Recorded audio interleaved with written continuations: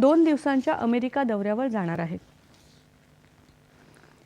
केंद्रीय गृहमंत्री अमित शहा यांच्या अध्यक्षतेखाली जम्मू आणि काश्मीरमधील सुरक्षा परिस्थितीचा आढावा घेण्यासाठी नवी दिल्ली येथे काल उच्चस्तरीय बैठका झाल्या। गृहमंत्र्यांनी सीमा सुरक्षा दलाला कडक दक्षतेचा अवलंब करून सीमा ग्रीड मजबूत करणे आणि पाळत ठेवण्यासाठी तसंच सीमेच्या सुरक्षेसाठी प्रगत तंत्रज्ञानाचा वापर करून आंतरराष्ट्रीय सीमेवरून शून्य घुसखोरी सुनिश्चित करण्याचे निर्देश दिले। देशद्रोही घटकांकडून केल्या जात असलेल्या नकारात्मक प्रचाराचा सामना करण्यावर लक्ष केंद्रित करण्याचे निर्देशही गृहमंत्र्यांनी दिले, जेणेकरून लोकांसमोर योग्य चित्र मांडता येईल।